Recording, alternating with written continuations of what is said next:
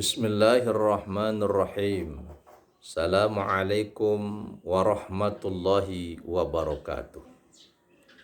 Alhamdulillahi rabbil alamin wassalatu wassalamu ala asrafil mursalin wa ala alihi wa sahbihi ajmain amma ba'd.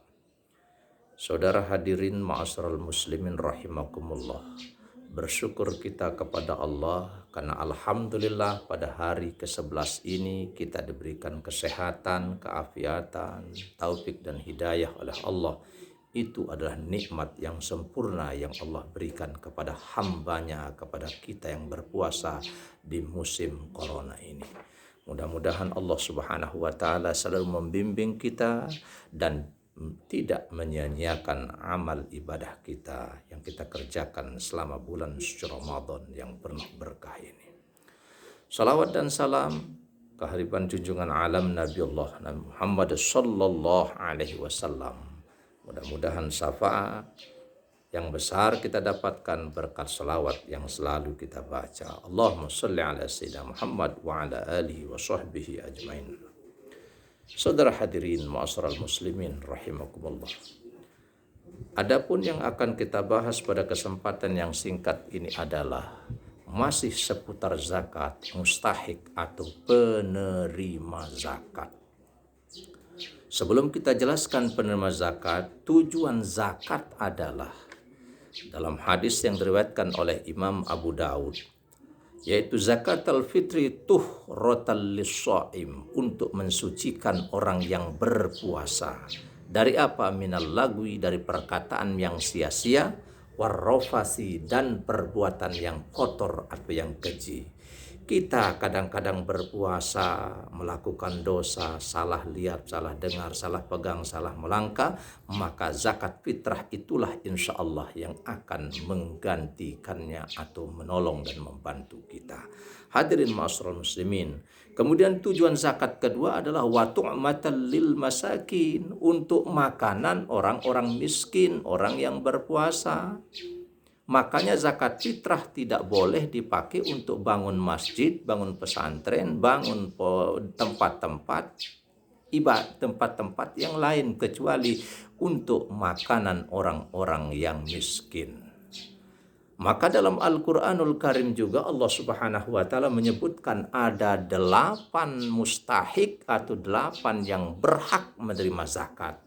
Di situ tidak ada masjid, tidak ada pondok pesantren, tidak ada majelis taklim, tidak ada masjid untuk pembangunan masjid, untuk pembangunan pondok pesantren, untuk ini dan itu. Benar-benar zakat disalurkan untuk orang fakir dan miskin dan yang berhak menerimanya.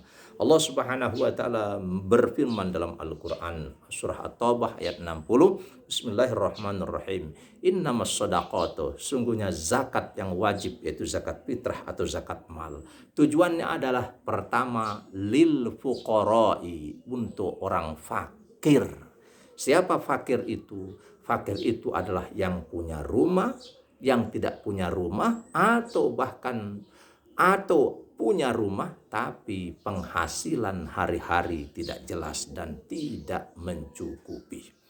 Yang kedua, wal masakin. Siapa miskin itu? Yang punya rumah, punya tempat tinggal, tempat berteduh, ada pekerjaannya tapi pekerjaannya tidak mencukupi hasilnya untuk kebutuhan keluarga. Siapa lagi?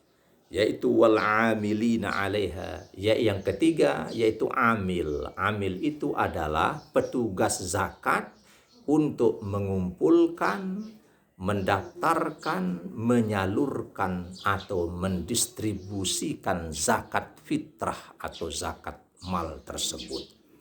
Yang keempat, wal muallafati qulubuhum, muallaf, orang yang baru masuk Islam atau orang yang mau tertarik dengan Islam, kita berikan bagian zakatnya supaya apa? Supaya tetap senang dengan Islam atau tetap teguh menjalankan syariat. Yang kelima, yaitu wafir riqabi. Ar-riqab maknanya adalah budak atau hamba sahaya, orang yang belum merdeka. Dia sudah Islam, dia budak, orang yang rendah, orang yang terpinggirkan. Maka dia kalau ada orang tersebut di tempat kita, maka dia berhak untuk menerima zakat. Zaman sekarang tidak ada riqab, tidak ada budak, maka yang ada adalah tawanan-tawanan perang di Palestina, di Suriah, di Arab bagian Timur Tengah yang saat ini sedang berkecamuk perang. Hadirin, wal gharimina, siapa gharimin? Gharimin itu adalah orang yang berutang. Tapi berutang bukan untuk maksiat, berutang bukan untuk bermegah-megahan, tapi yang berutang untuk kebutuhannya menyebabkan dia susah, maka orang yang gharimin, yang berutang ini boleh dibantu dengan harta zakat atau zakat fitrah. Siapa lagi? Yaitu wa fi sabilillah, orang yang berjuang di jalan Allah. Wa fi sabilillah artinya orang yang berjuang di jalan Allah. Siapa dia? Para guru, para kiai, para ustadz, para ulama, orang-orang yang berdakwah, orang-orang yang menegakkan kalimat Allah, bikin pesantren, bikin yayasan, bikin pondok pesantren tahfiz, bikin panti asuhan.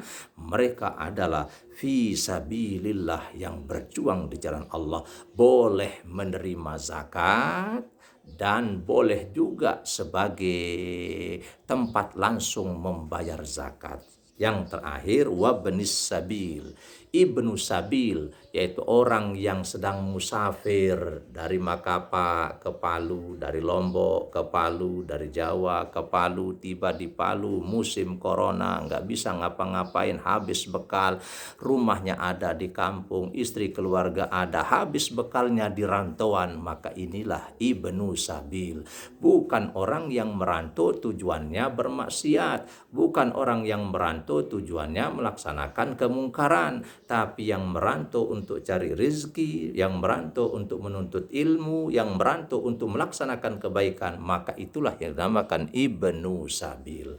Hadirin ma'asyiral muslimin, maka di antara 8 kelompok atau mustahik yang wajib menerima zakat, boleh kita langsung membayarnya langsung kepada mustahik penerima tadi, langsung ke fakir, langsung ke miskin, langsung ke budak, langsung ke orang yang berutang, langsung ke fisabilillah, langsung ke ibnu sabil.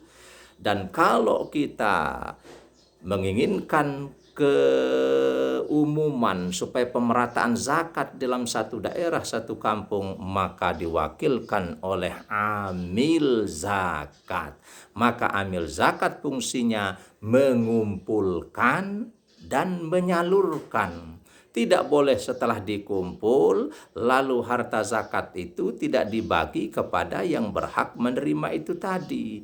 Maka tugasnya amil adalah kumpulkan zakatnya lalu salurkan kepada yang berhak menerima. Bagaimana caranya? Hitung di antara 8 kelompok yang menerima zakat itu siapa yang berhak menerima zakat di daerah tersebut, di desa tersebut, di mukim tersebut, kalaulah sudah terbentuk amil zakat. Hadirin ma'asyiral muslimin yang dirahmati Allah Subhanahu wa taala. Jadi amil tidak enteng pekerjaannya, tapi dia wajib untuk menyalurkan supaya merata, pemerataan zakat fitrah itu bisa dirasakan dan dinikmati oleh masyarakat yang ada di sekitarnya. Jangan sampai zakat fitrah itu disisakan untuk pembangunan WC masjid, untuk pembangunan pagar masjid, untuk membeli tehel masjid dan sebagainya. Sekali lagi, zakat fitrah itu khusus tu'matan lil masakin, kasih makan orang-orang yang miskin dan orang-orang yang membutuhkannya. Maka imam-imam masjid yang sudah membentuk panitia badan amil zakat lokal di masjidnya, khususnya zakat fitrah, sekali lagi berikanlah kepada yang berhak menerimanya, karena Anda nanti di akhirat akan dimintakan pertanggungjawabannya di hadapan Allah Subhanahu wa taala. Mudah-mudahan ada manfaatnya. Wallahul musta'an, wallahul maufiq ila aqwamit thoriq. Wassalamualaikum warahmatullahi wabarakatuh.